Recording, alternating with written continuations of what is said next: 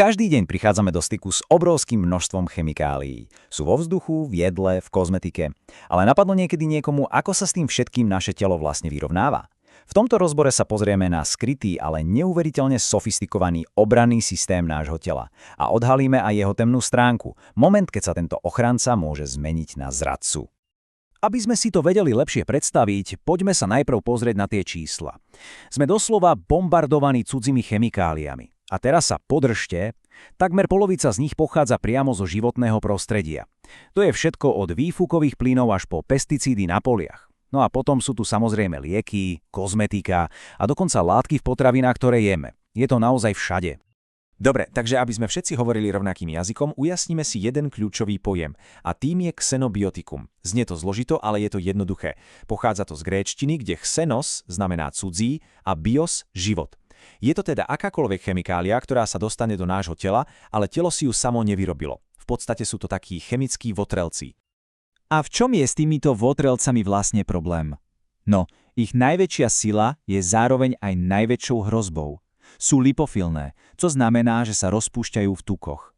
A keďže naše bunkové membrány sú v podstate z tuku, tieto látky cez ne prejdú ako nič. Je to ako by mali univerzálny kľúč ku všetkým dverám v našom tele. Keby sme nemali systém, ako sa ich zbaviť, jednoducho by sa nám kopili v tukových tkanivách. Našťastie, naše telo nie je bezbranné. Práve naopak, má proti tomu pripravený úplne geniálny systém. Volá sa to biotransformácia a je to v podstate taká vnútorná, super efektívna upratovacia čata. Jej úlohou je premeniť nebezpečný v tuku rozpustný odpad na niečo neškodné a vo vode rozpustné, čoho sa telo dokáže ľahko zbaviť. A kde sa toto všetko deje? No, hlavné veliteľstvo, riadiace centrum celej tejto operácie, je naša pečeň. Práve tu sa odohráva tá najdôležitejšia časť spracovania. Ako náhle pečeň dokončí svoju prácu, upravený odpad posiela preč z tela, hlavne cez obličky do moču alebo cez tráviaci trakt von. Celý tento proces má 3 hlavné fázy. Aby sme si to lepšie zapamätali, predstavme si to ako prácu v továrni na spracovanie odpadu. V prvej fáze potrebujeme na ten nebezpečný odpad pripevniť nejakú rúčku, aby sme ho vôbec mohli chytiť. V druhej fáze na túto rúčku prilepíme veľký prepravný štítok s nápisom na vyhodenie. A v tretej fáze ho špeciálne stroje jednoducho vyhodia von. Poďme sa na to pozrieť bližšie. Takže, fáza 1.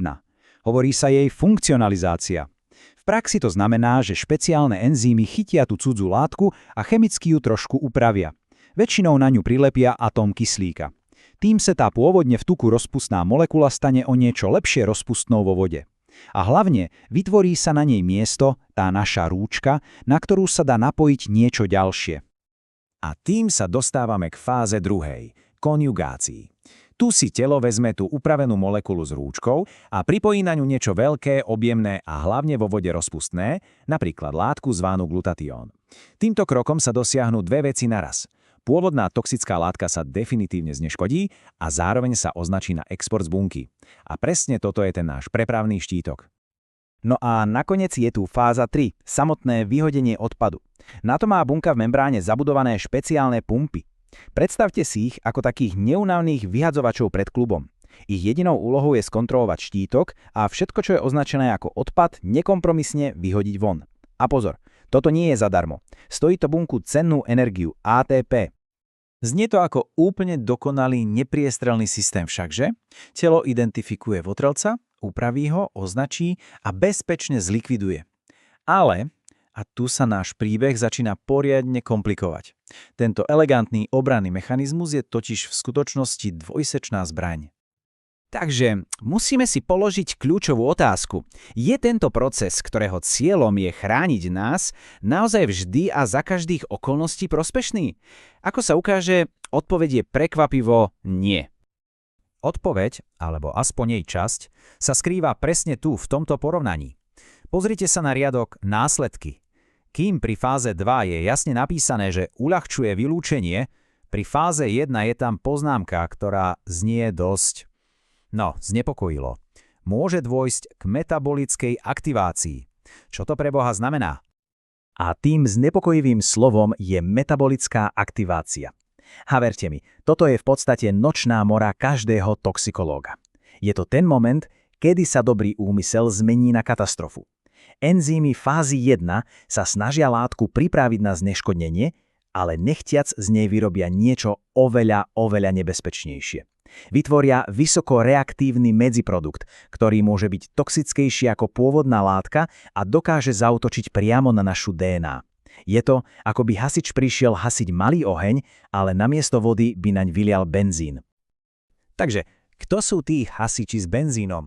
Sú to práve enzymy z obrovskej rodiny zvanej cytochrom P450 alebo skrátenie CIP. Tento graf jasne ukazuje ich absolútnu dominanciu v pečení. Rôzne typy týchto enzymov majú na starosti rôzne chemikálie, no práve pri ich práci môže dôjsť k tejto nešťastnej nehode. A tu vidíme, kde presne tento kľúčový enzym pracuje. Nie je len tak pohodený niekde v bunke, je pevne ukotvený v membráne, presne tam, kde sa spracovávajú tie látky rozpustné v tukoch. Je to dokonalá poloha na odchytenie xenobiotikov. Problém je, že tá jeho efektivita je zároveň aj jeho najväčším rizikom. Dobre, tak si to zrekapitulujme. Máme teda metabolickú aktiváciu, ktorá vytvorí superreaktívnu molekulu. Tá poškodí DNA. Ale ako sa z jedného jediného molekulárneho poškodenia môže stať niečo tak vážne ako rakovina? Je to ako domino efekt, reťazová reakcia s niekoľkými jasnými krokmi. Prvá kocka domina, ktorá padne, je poškodenie DNA. Naše bunky síce majú opravné mechanizmy, ale nie sú dokonalé. Ak sa poškodenie neopraví a bunka sa rozdelí, chyba sa stane trvalou. Stane sa z nej mutácia. Ak táto mutácia zasiahne kľúčový gén, ktorý riadi rast, napríklad tzv. Proto-onkogén, je to ako pokaziť v aute plynový pedál tak, že ostane zaseknutý na podlahe. Bunka dostane trvalý signál rásť a deliť sa a stratí všetku kontrolu. A to je začiatok nádoru. A teraz prichádza tá najdôležitejšia časť. Toto všetko totiž nie je rovnaké pre každého. Práve naopak. Naša genetická výbava určuje, ako rýchlo a efektívne naše detoxikačné enzymy fungujú.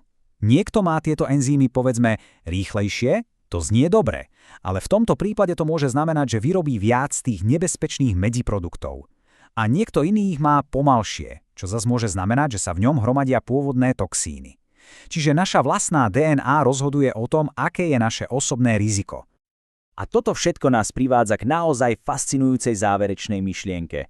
Ak naša vlastná genetika tak zásadne ovplyvňuje, ako reagujeme na chemikálie okolo nás, čo to vlastne znamená pre budúcnosť?